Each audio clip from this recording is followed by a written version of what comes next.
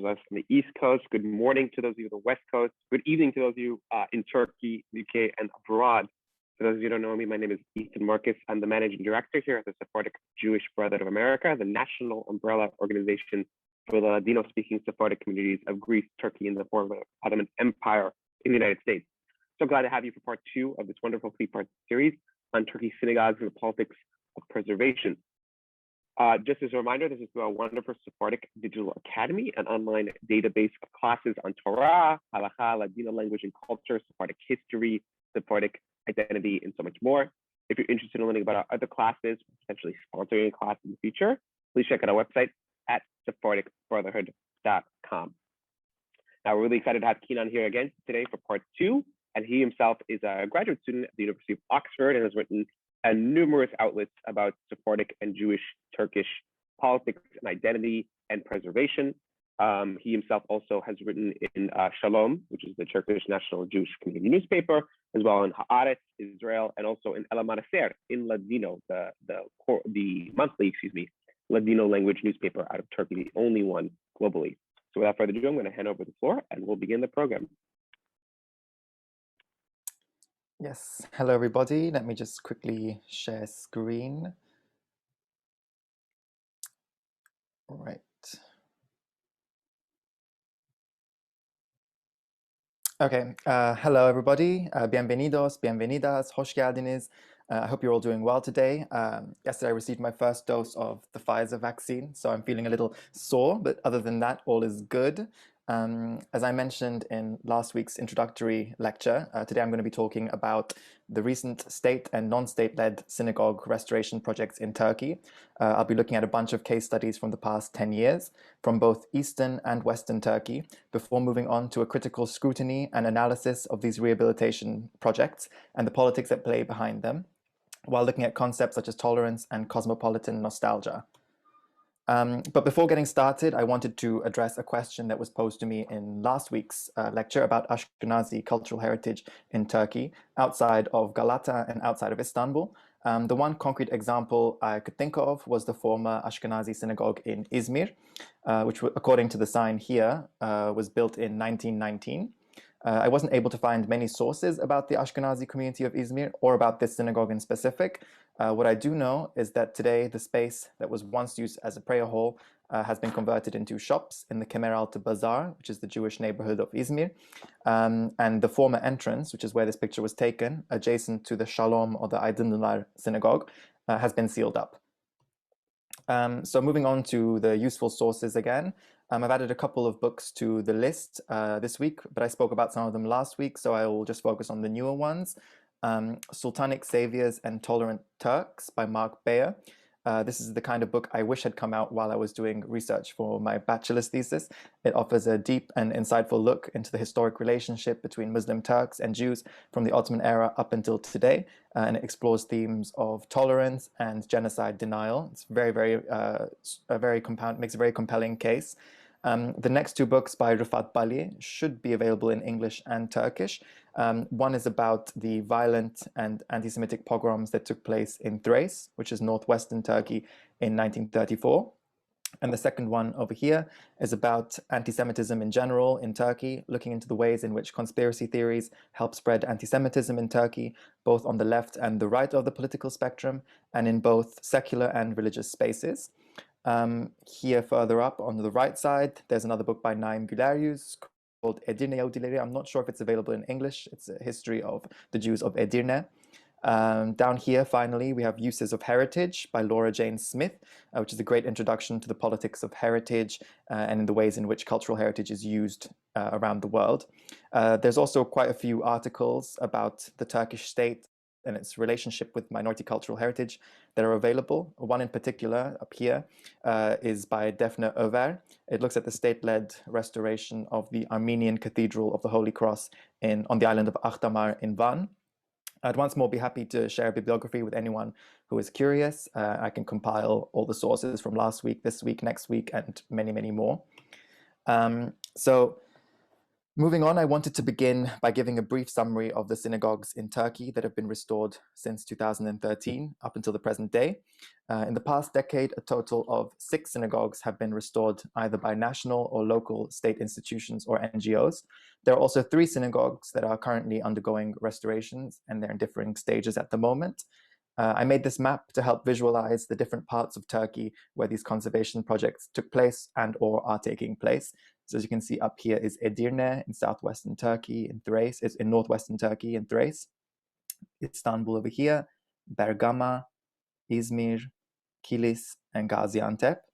I'll go over each synagogue, talking a little bit about their histories and comparing pre- and post-restoration pictures before moving on to our main case study today, which is the Edirne Grand Synagogue. I apologize in advance, as it was rather hard to find pictures of some of these synagogues before their restorations. So some of the images I used might appear a little grainy. So let's begin without any further ado. The Gaziantep Synagogue was restored in 2013. Gaziantep is located here by the border with Syria, not too far away from Aleppo. The synagogue was most likely built in the late 19th century for the city's local Arabic-speaking Jewish population. It was used actively until 1979, after which it gradually became dilapidated after decades of disuse. Here's a picture, albeit grainy, of the Gaziantep Synagogue after, in the early 2000s, I believe. As you can see, its ceiling had collapsed and it was just nothing more than a ruin. Here's a picture of the synagogue after its restoration. And here's a picture of the interior. As you can see, the Torah Ark is actually a little room, and it's located on the south side of the building, seeing as it's a Mizrahi synagogue, and that's the traditional Mizrahi architectural style in southeastern Turkey. And the Bima or the Teva is also located in the middle. In 2019, a few years after its restoration, about 200 members of Istanbul's Jewish community, some of whom trace their ancestry back to Gaziantep, and a delegation of Antepli Jews from Israel celebrated Hanukkah in this synagogue for the first time in several decades. So next we have the Bergama Synagogue, located in the province of Izmir. The synagogue was restored in 2014, and it was built by the local Jewish community in 1875. As you can see here on the left, that's what the synagogue looked like before its restoration. You can see that once more, the ceiling had collapsed, the entrance as well. Next picture looks like a pretty good restoration. It was actively used by the community until the 1950s, after which it was used for a number of non-religious purposes. And in the year 2014, it was restored and reopened in a large ceremony attended by many official and non-official dignitaries. Here you can see a picture of what the interior used to look like before the restoration. As you can see, the Teva was also on the brink of collapse. And on the right, you can see that it looks very nice and tidy, perhaps a little too tidy. I've read quite some critiques from art historians and architects. Next, again in Izmir, in the province of Izmir, this time also in the city of Izmir, is the Beit Hilal Synagogue. This little synagogue is located in the Kemeraltı Bazaar alongside 8 other synagogues in the old Juderia or Jewish neighborhood of Izmir. It was once on the verge of total collapse following a fire in 2006. In the following years, the local municipality funded its restoration and converted it into a house museum dedicated to the Rabbi Chaim Palachi, who served in the synagogue as did his son Avram Palachi. It was reopened in this capacity in 2014. On the left, you can see a picture of the synagogue before its restoration, but after the fire. And on the right, you can see what it looks like today as a museum. And here's a picture of the interior, again, after the fire, and on the right, nowadays as a museum. I visited this museum a few years ago, I think in the summer of 2019, and I can't move on without giving a shout out to the caretaker, who is an incredibly friendly and knowledgeable man. Next, we have the Edirne Grand Synagogue, restored and reopened in 2015. I'm going to go much deeper into the history and restoration of the synagogue later on in the presentation, but for now, I'll mention that it was built in 1907, and as you can clearly see, it is a synagogue that definitely embodies the architectural elements of the post-Tanzimat Ottoman Empire, as we discussed last week, with its impressive facade and its large dome, which you can't see in this picture at the moment. The synagogue fell into disuse in the 1980s and became very dilapidated soon after. but it was restored by the Directorate General of Foundations and reopened in 2015.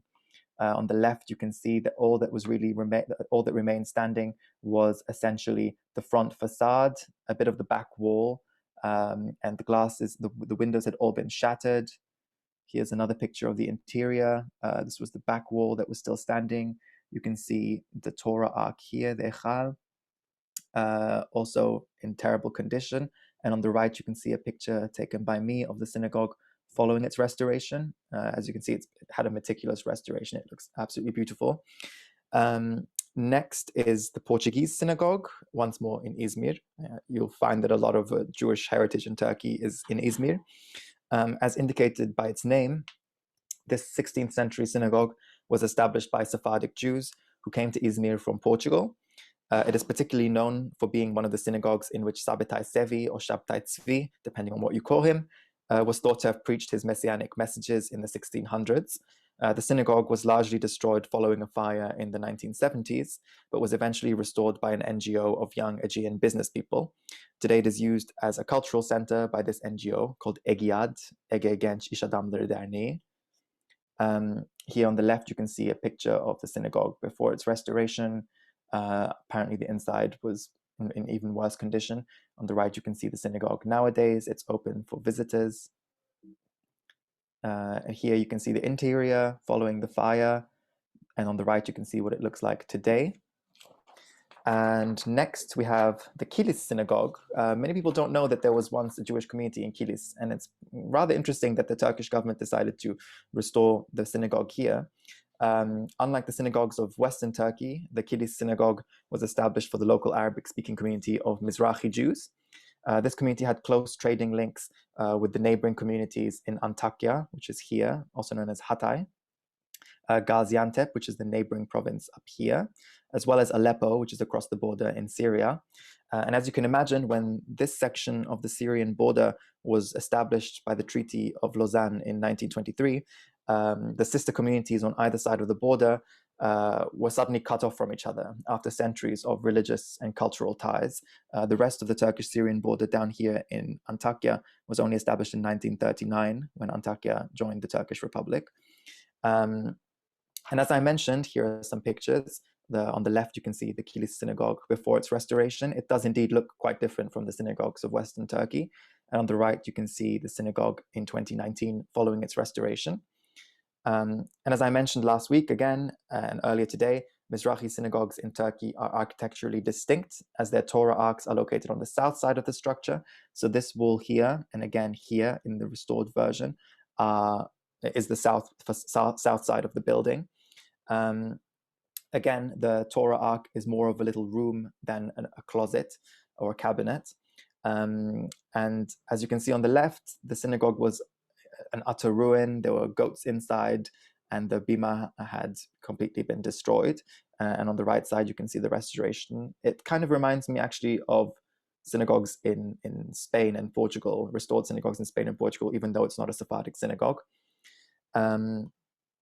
So next we have 3 synagogues that are still undergoing conservation works. Once more in Izmir, we have the Etz Chaim Synagogue, or the Tree of Life Synagogue, which is one of the oldest synagogues in the city. Some claim it has existed in one form or another since the Byzantine era, so it very well might predate the arrival of Sephardim in the city. It could have Romaniote origins.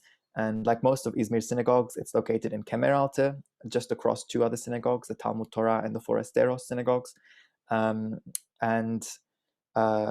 It's currently undergoing a restoration in which they discovered many elements of the synagogue that had for a long time been hidden. As you can see here on the left side, the synagogue was in terrible condition. They've cleared up all the extra, whatever it is, plaster and these tiles that were stuck onto the side of the wall. And the interior as well. I think the synagogue itself had very weak foundations and risked collapse. And then an emergency intervention took place, and now it's thankfully safe, and the restoration is continuing. And it will hopefully end sometime this year, if I'm not mistaken. Next, we have the Custodia Synagogue, another synagogue that has an ongoing restoration in Istanbul, in the neighborhood of Balat. All that is left of the synagogue today is the gate to the courtyard, as pictured here. The synagogue itself, which was originally founded by Jews from the Greek town of Castoria, was made out of wood and was later razed to the ground in the early 90s to make way for a car park. The current conservation works are taking place within the courtyard and have so far mainly focused on excavation works. The foundations of the synagogue and the midrash have been identified, and the two will probably be rebuilt in the years to come.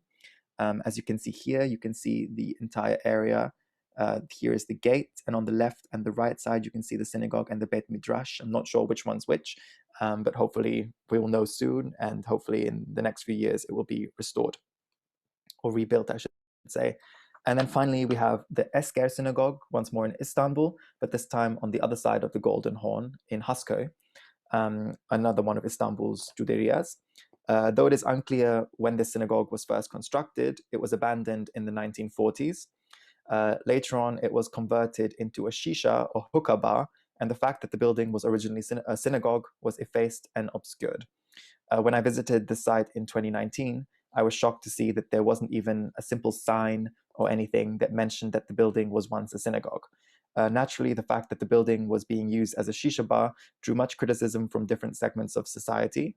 And as a result, the new mayor of Beyoğlu, Haydar Ali Yıldız, announced quite recently that the shisha bar would be shut down, and it was indeed shut down and forced to vacate the premises. And he announced that the building would be converted into a library that would respect and highlight its Jewish history and heritage. Here is the interior of the Esker Synagogue following the eviction of the Shisha Cafe. And on the right here, you can see a render of what the synagogue is going to look like once it reopens as a cultural center / library. And that's all for now, but here is a little table that summarizes the synagogues that I just went through, the years in which they were reopened here in the second column, and the body or institution that was in charge of the restoration here in the third column, and finally down here, its present day function. So as you can see, some of them have mixed functions, some of them are museums, some are cultural centers. The Esker Synagogue, as I just mentioned, is set to be a library. And focusing on the third column here, I think it's interesting to see the range of institutions that have taken active roles in these preservation projects. Local municipalities from both major Turkish political parties, the ruling conservative AK Party, as well as the secular Social Democratic CHP, have participated in this process, as well as state institutions such as the Directorate of General of Foundations, known as the Vakıflar Genel Müdürlüğü in Turkish, and non-governmental organizations such as the Business People's Association in Izmir that I mentioned earlier. This is particularly interesting when we look at the ways in which minority heritage was once dealt with in the past. In the early years of the Republic, minority, so Greek, Armenian, Jewish, presence and heritage was viewed rather suspiciously by authorities. Hundreds of monuments around the country were destroyed or severely neglected in this period, and many still remain neglected today, or they certainly risk collapse or destruction. However, a shift began in the 1980s and 90s in the way in which the state related to non-Muslim monuments, that is churches, synagogues, as well as other tangible or intangible artifacts that belong to Turkey's existing or former non-Muslim communities. There are various factors that contributed to this shift, and different academics attribute varying weight to these factors. So according to Ojal Vocamayor, for instance, the relatively liberal environment in Turkey following the coup in 1980 led to a general disillusionment with nationalism and the nationalist project, leading to the rise of alternative and critical voices and the remembering of certain memories that had for so long been suppressed. These processes were obviously accompanied by the global processes of tourism and globalization, which helped transform the understandings of multiculturalism from fear-based mistrust to a perspective that sees multiculturalism as a value that is worth embracing. Furthermore, according to scholars like Brink Danan, the EU accession process was also a strong contributing factor to the state's changing attitude towards non-Muslim cultural heritage. These processes were also accompanied by a rise in what has come to be referred to as cosmopolitan nostalgia, which is a feeling of nostalgia for the multicultural past of the Ottoman Empire and early Turkish Republic that has come to connote ideas of civility, modernity, and progress. Cosmopolitan nostalgia influences different sociopolitical segments of Turkish society in different ways. According to Fisher Onar, in the context of Istanbul, this can be seen through two different lenses. The first is the Belle Epoque nostalgia, and the second, the Ottoman Islamic lens. So the Belle Epoque nostalgia appeals to the country's secular, well-educated, liberal elite and intellectual class. This form of nostalgia ascribes importance to the notion of multiculturalism, seeing it as an important value worthy of embracing, and perhaps a stepping stone to a more cosmopolitan and perhaps more democratic Turkey. On the other hand, the second manifestation of cosmopolitan nostalgia is via the Ottoman Islamic lens. This form has gained prominence in the past 2 decades, and it appeals to more religious and conservative parts of society. In the Ottoman Islamic perspective, non-Muslim cultural heritage is not only an Ottoman-era legacy that is worthy of preservation in the present day, but also a valuable means by which difference from the early Kemalist establishment can be accentuated. And both of these perspectives give us a deeper understanding of the rise in non-Muslim heritage preservation in Turkey, but there are naturally more forces at play in these processes.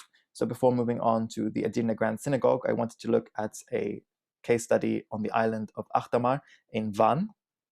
The Turkish state, understandably, like all states, is deeply invested in building and constructing a positive image of itself on both the national and international levels. To achieve this goal, narratives surrounding the past and the present are tailored to fit Turkey's desired self-image as a strong, modern, and democratic nation. In this sense, notions of national identity and state ideology are constructed and strengthened by the development of an official historiography, which selects and highlights episodes of history that are deemed desirable to the national narrative. So the development of such official discourses therefore occurs within an ongoing process of inclusion and exclusion of historic elements that fit or similarly do not fit into the desired framework of the national identity. This careful selection, preservation, and restoration of specific non-Muslim cultural heritage monuments is thus seen by the Turkish state as a powerful tool to strengthen and promote its desired self-image. And its desired self-image, as we mentioned, is one as a strong, modern, cosmopolitan, progressive state. The overall objectives of such selective heritage making or heritagization include a desire to uphold a discourse of democratization, pluralism, and tolerance, as well as a means to promoting regional development and tourism throughout the country. An example of this can be seen in the restoration process of the Armenian Akdamar Church in eastern Turkey. The restored church was officially reopened as a museum, curated by Turkey's Ministry of Tourism in the mid-2000s. Reopening the church as a museum enabled the Turkish state to retain full control of the space, chronicling the story and its history, and it maintained authority over its usage and function. So it wasn't restored as a church, and it wasn't returned to the Armenian community or the Armenian Patriarchate of Istanbul. Rather, it was restored as a museum that the state could sort of use to fit into this desired narrative. This occurred in parallel to the continued suppression of critical voices within Turkey that seek to address aspects of Armenian history and the legacy of state violence in Anatolia that don't fit into Turkey's desired narrative. So as this quote that I put here, as Wattenpour argues, it is not possible to preserve a cultural heritage site while avoiding questions about painful histories, which is exactly what Turkey did. Therefore, the restoration of the Akdamar Church drew heavy criticism from groups within Turkey and internationally that viewed the state's actions with cynicism and questioned the true motives behind the heritagization of the church. So moving on to our case study for today, which is Edirne. The city of Edirne, I'm sure some of you have been there, some of you might even be from there, is located near Turkey's northwestern border with Greece and was the capital of the Ottoman Empire from 1369 to 1453, before the capital moved to Constantinople or Istanbul. As the former capital, Edirne has managed to maintain an image as a historical, imperial, and cosmopolitan Ottoman city in the collective imaginary of the Turkish nation. Furthermore, being an important border city on Turkey's European frontier has given Edirne additional importance in recent decades, as it embodies one of the entry points into the modern nation state. The social and cultural significance of Edirne is further strengthened by the fact that Edirne is home to tangible heritage sites belonging to all three Abrahamic religions. As you can see in this picture in the background, it's the Selimiye Jami, the Selimiye Mosque, which is known in Turkey and around the world as the masterpiece of Mimar Sinan, who was a very famous Ottoman architect during the reign of, I believe, Suleiman the Magnificent, although I might be wrong. And here in the foreground, you see a Bulgarian church in the city, one of the two Bulgarian churches in Edirne. In the early 2000s, as Turkey's EU accession negotiations were accelerating, European institutions made large contributions to the preservation and rehabilitation projects in Edirne.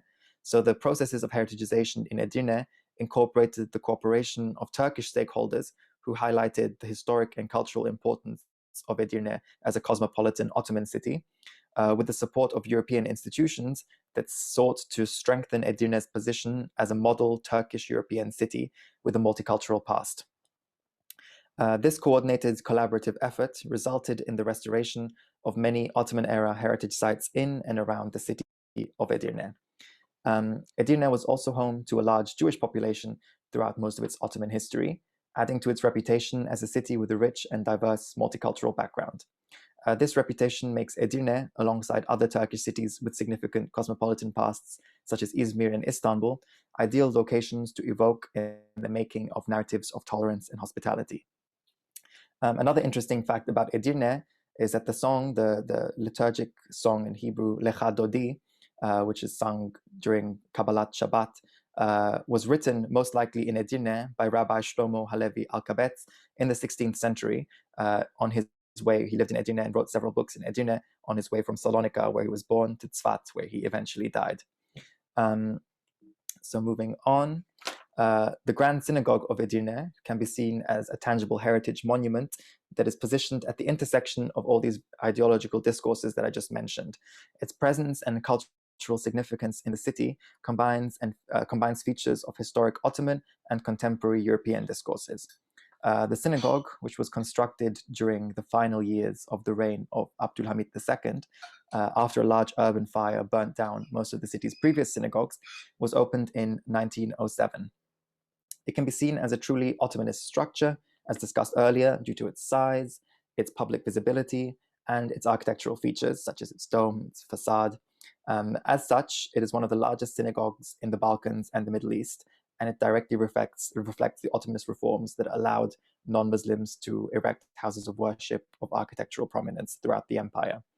The synagogue was constructed in the Neo-Moorish architectural style. I think it was based on a synagogue in Vienna, and it was large enough to house up to 1,200 worshippers in its heyday. Everything that I've mentioned up until now fits very neatly into the framework of Turkey's desired narrative of Edirne, of Turkish Jews, and of the Edirne Grand Synagogue. However, what is all too often excluded from this narrative is the undesired element in the history of Edirne, which is the major anti-Jewish pogroms in 1934, known as the Thrace pogroms. A rise in anti-Semitic rhetoric in Nazi Germany at the time was paralleled by a similar increase in far-right publishing in Turkey. Anti-Semitic tropes portraying Jews as money and power-hungry outsiders exploiting Turkey's material wealth became increasingly common in Turkish satirical media and print press throughout the 1930s. These publications were coupled with depictions of Jews as disloyal members of the community who were incapable of integrating into the organic fabric of the Turkish nation. As a result, anti-Jewish sentiment in the Thracian region became rampant and began to manifest itself through boycotts towards Jewish-owned businesses. Eventually, the anti-Semitic atmosphere escalated into a full-scale violent pogrom. In the scope of this violence, Jewish homes, businesses, and institutions were pillaged, looted, and destroyed. The anti-Semitic pogroms were eventually suppressed by the Turkish authorities and military, although the impact of widespread anti-Semitic violence was deeply ingrained in the collective memory of Turkish Jews. One of the most significant implications of the Thrace pogroms was the migration of Jews away from cities that once had large Jewish populations in Thrace, such as Edirne, which we're talking about just now, just by the Greek border, also known as Adrianople in English sometimes, Kırklareli, formerly known as Kırkilise, Tekirdağ, also known as Rodosto, and Çanakkale, which is known for the war that took place in the First World War. And this is the Straits of the Dardanelles. So many of the Jews who left these cities moved to Istanbul, and their uprooting from their hometowns was followed by a rise in Zionist sentiment among Thracian Jews, many of whom eventually immigrated to mandatory Palestine. As the Jewish population in Edirne declined following waves of emigration in the early Republican period as a result of these pogroms, the Edirne Grand Synagogue gradually fell into disuse. It was officially closed to worship in 1983 and was consequently left to its own fate. The synagogue greatly deteriorated in the coming years, ending up with a collapsed roof and a heavily deteriorated structure, embodying the absence of the once vibrant Jewish community. Plans to restore the synagogue began in the early noughties, eventually coming to fruition in the next decade. Turkey's General Directorate of Foundations, a government-led institution, began its restoration works, which concluded with the synagogue's grand reopening ceremony in 2015.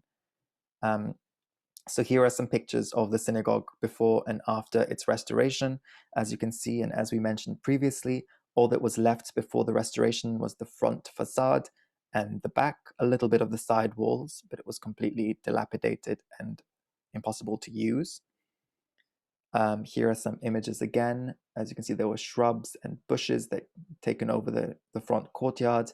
The stained glass was shattered, and the synagogue, I don't know if it wasn't restored, perhaps this front facade wouldn't have lasted much longer either. Here's another picture of the interior facing the entrance, taken from the center. And here are some pictures following its restoration. As you can see, it was brought back to its former glory. The interior has the stained glass windows again, and it's bright and colorful. Here's a picture of the dome from inside, taken up. It has a gigantic chandelier. Here's a picture of the Torah Ark, the Ten Commandments, the stained glass. It's a very pretty synagogue.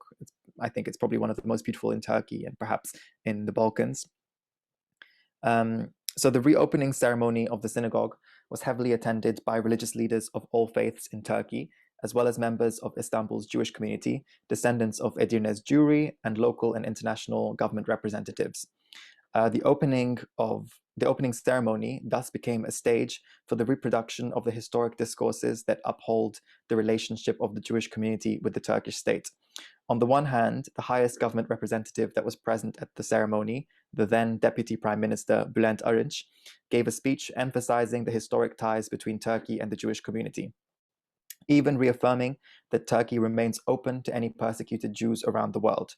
By inviting Jews from around the world to come to Turkey, Arınç stressed the nation's hospitality and position as a safe refuge once again, reiterating several key terms and points of Turkey's tolerance discourse, such as freedom, respect, harmony, and coexistence. Here is his quote. I'll read it out. Our country has been the peaceful refuge and sanctuary that persecuted Jews from around the world have needed. Jews, whether after fleeing Spain 500 years ago or Nazi Germany in the 1930s, have accepted these lands as their home, become an inseparable part of our history and culture, and have contributed to our country in every field. As you can see, the synagogue became the perfect venue for the Turkish state to espouse its desired narratives. However, what was absent from the ceremony was a truthful reflection into the non-desirable elements of Turkish history in Edirne, which pushed the vast majority of the city's Jews to emigrate in the first place. The anti-Semitic thought and sentiment that led to the 1934 pogroms in Thrace was underpinned by a notion that Jews were foreigners in Turkey and aliens in their country of citizenship. This core assumption has resurfaced in anti-Semitic discourse consistently throughout Turkey's history and became central to the remarks made by the Edirne governor while the Grand Synagogue was still being restored. The governor of Edirne, Ali Şahin, in reaction to clashes occurring in occupied East Jerusalem at the time, made a statement in regards to the Edirne synagogue. Here is his statement. As those bandit-dressed people perform war drills, create an ambiance of war, and kill Muslims at the Al-Aqsa Mosque, we are here restoring their synagogues. I say this with great spite. Governor Ali Şahin engaged with a deeply anti-Semitic trope, drawing natural kinship ties between the Jews of Turkey and the Israeli state and military. In doing so, Şahin reproduced ethno-religious conceptualizations of Turkish nationality, imagining Jews to be inconceivable as equal, loyal citizens of the Turkish Republic. The remarks made by Ali Şahin in his capacity as governor of Edirne were met with rapid and sharp criticism from civil society members and political and governmental figures. As a result, Şahin apologized to the Turkish Jewish community, claiming his comments were misconstrued and taken out of context. Later on, the mayor of Edirne, Recep Gürkan, supported Şahin's apologies, brushing off the initial comments that he had made as driven by emotion. Mayor Gürkan then went on to claim that it would be impossible, simply impossible, for the descendants of the Ottomans who received exiled Sephardic Jews with open arms to reject Jews or to wish harm upon any synagogue. Thus, the controversy surrounding the synagogue that began with Şahin's anti-Semitic comments was seemingly wrapped up and concluded, brushed aside by the repetition of customary language and by repeating the claim of tolerance. Şahin's actions had no consequences beyond his apology. No one is surprised, as he continued to serve as the governor of Edirne following the controversy. So what does this case study tell us about the politics of minority heritage preservation in Turkey? Just as the case study with the Armenian Cathedral of the Holy Cross in Akhtamar showed us, the Grand Synagogue of Edirne shows that conservation and restoration in and of itself is a positive step. However, it remains insufficient in that this heritage is then instrumentalized and commodified by the state or other actors in a political way as monuments that underpin a desired narrative of tolerance, pluralism, and democracy.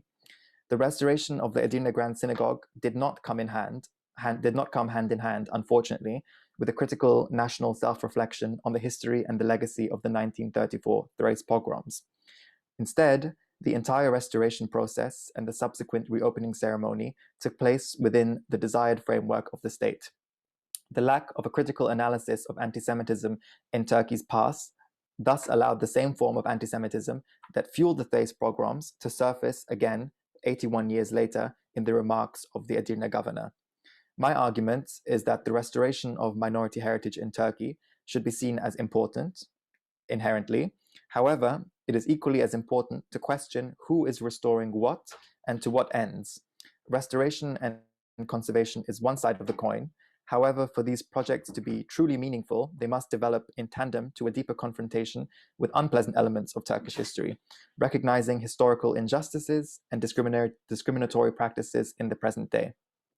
This would involve, for instance, coming to terms with unfavorable elements of history, such as past language, settlement, and taxation policies, such as the wealth tax in the 40s, I believe, settlement restrictions in 1934 that barred non-Muslims from living in certain parts of the country, language restrictions such as the Vatandaş Türkçe Konuş campaign, Citizens Speak Turkish, in which minorities were discouraged from speaking their native languages and were encouraged to assimilate into the Turkish language, as well as anti-minority violence that led to the mass migration of minorities from Turkey.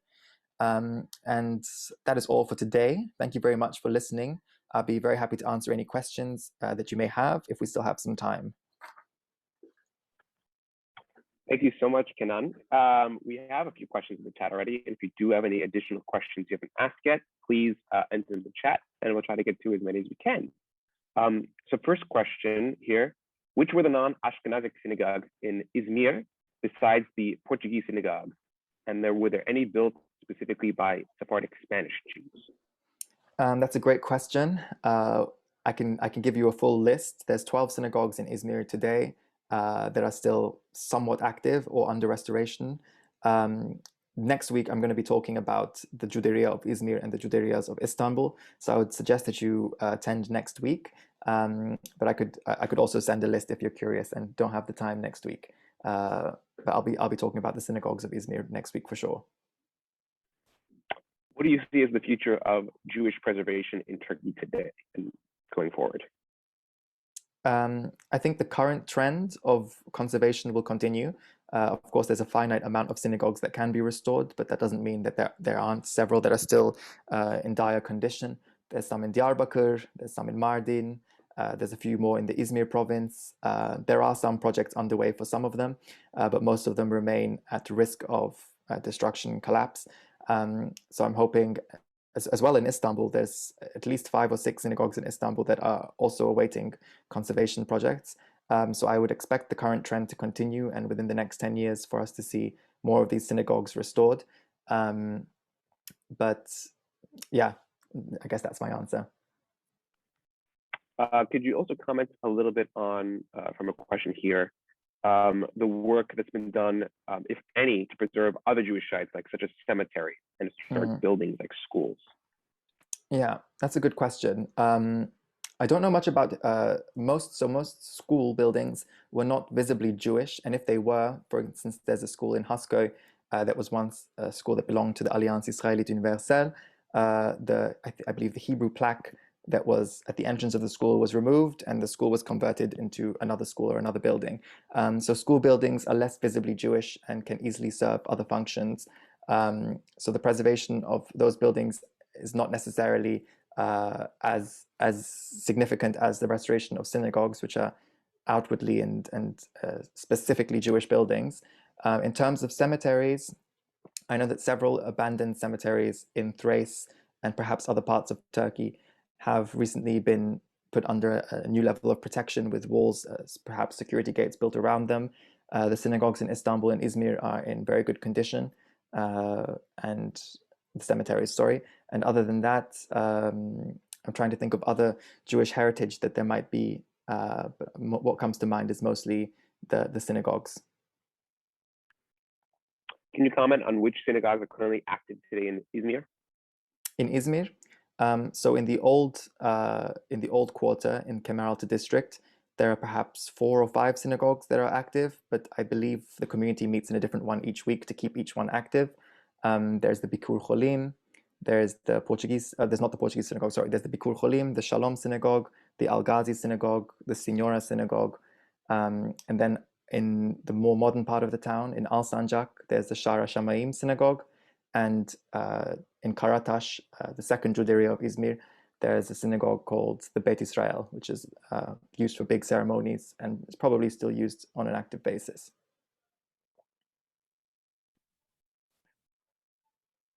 I think that's all the questions we have for today, but I want to thank everybody so much for joining us for part 2 for this wonderful series, and Kanan again, as Zaka Baruch, as we say in Hebrew and Ladino, for this wonderful program. We're really enjoying it as well. If you have any additional questions that you think about later that you might have, happy to forward them to Kanan as well. And inshallah, we should all see you next week, God willing, for a third and final part, same time, same place for this wonderful program. Inshallah. Thank you so much. Merci mucho. Y al vermos. Al vemos next week, everyone. Yes. Well. Goodbye.